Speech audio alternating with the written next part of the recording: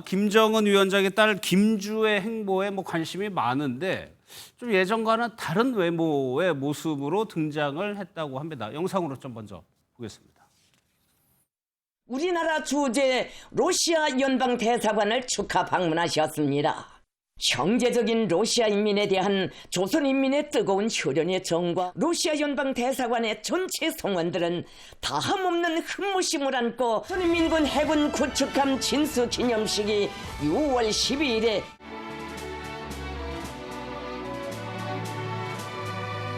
적의 험로를 위대한 분투와 강이 원하는 이상과 목표, 시대와 역사가 길이 추억 재관 1작업반 단장, 국가 주권과 영토 완정, 거대한 활력을 부어주는 한동안 모습을 감추었던 김주애는 현장 방문을 연거푸 수행하면서 국외 구축 분위기를 다져가고 있는 양상입니다.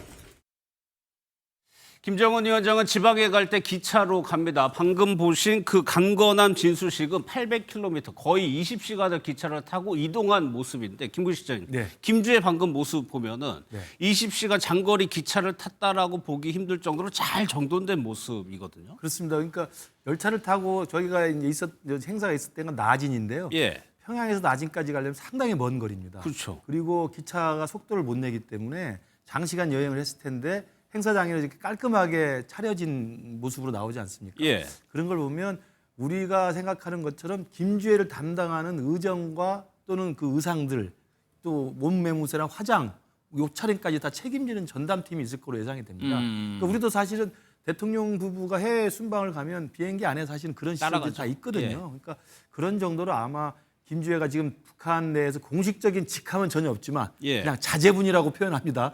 그냥 자제분이라는 그 직함에는 아무런 직함이 없는 겁니다. 예. 공식 직책이 없음에도 불구하고 거의 정상급으로 이렇게 대접을 받고 전담팀이 따라다닌다는 것은 상당한 정도의 지금 그 후계 체제에 대한 상당한 메시지를 보여주고 있는 게 아닌가. 예. 그리고 저희들이 김주애 하면 어렸을 때 그 애띤 얼굴만 생각했는데 통통한 얼굴이요. 금방 이제 바로바로 성장을 하지 않습니까? 예. 다 큰 이제 사람이 된 것 같아서 아마 북한으로서는 김정은 다음의 후계 체제에 대해서 이 김주애라고 하는 카드를 사실상 염두에 두고 있다는 생각이 조금씩 늘어나는 것 같습니다. 예, 북한이 공산주의니까 차기 지도자로 만약에 낙점을 했다면 이미지를 만들어가는 과정이 있잖아요. 근데 김주애는 여성이란 말이에요.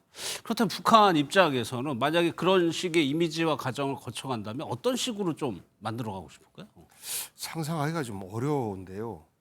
실제 사회주의 국가라고 얘기하면서 이렇게 3대 세습, 그다음에 4대 세습을 노골적으로 표명하고 있는 나라도 없고 예.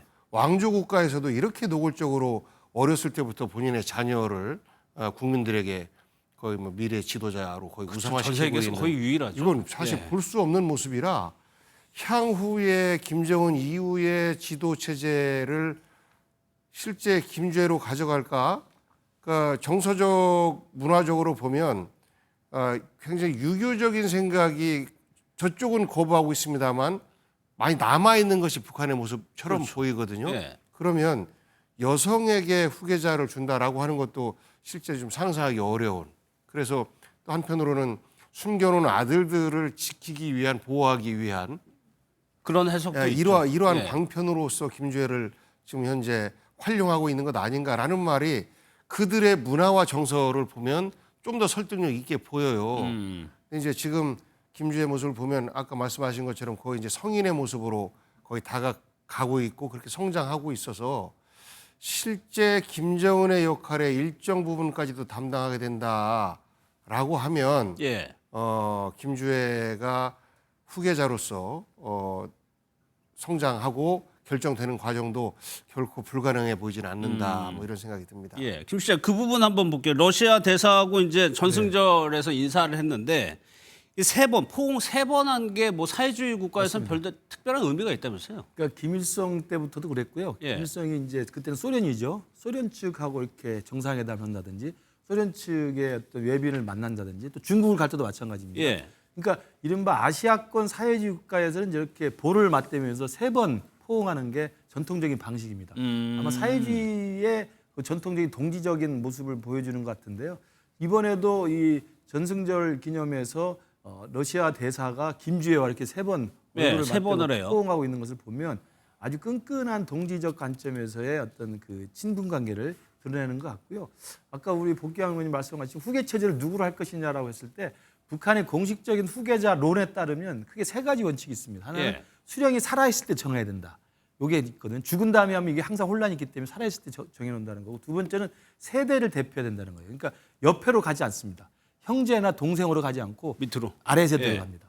그다음에 세 번째는 인물 분위로 뽑는다. 이건 뭐 뻔한 이야기죠. 인물이 훌륭한 사람을 뽑아야 된다 이거기 때문에 남녀에 대한 설명은 아직은 없습니다. 아, 공식적으로. 그래서 예. 물론 여성으로 돼본 적 한 번도 없죠. 그러나 예. 북한의 공식, 그러니까 주체 사상 체계에 따른 후계자론의 세 가지 원칙에는 성별 구별은 없기 때문에 수령 생존 시 결정한다, 다음 세대를 대표해야 된다, 인물 본위로 뽑아야 된다, 이 세 가지만 있기 때문에 그런 원칙에 따른다면 김주애가 후계자가 안 될 가능성도 사실 없는 거죠. 그런 의미에서 보면 우리 정보당국도 마찬가지지만 우리도 북한의 내부 동향을 좀 정확히 파악해서 김주애가 후계자로 키워질 가능성에 대해서도 면밀하게 검토가 필요하다고 생각합니다. 알겠습니다.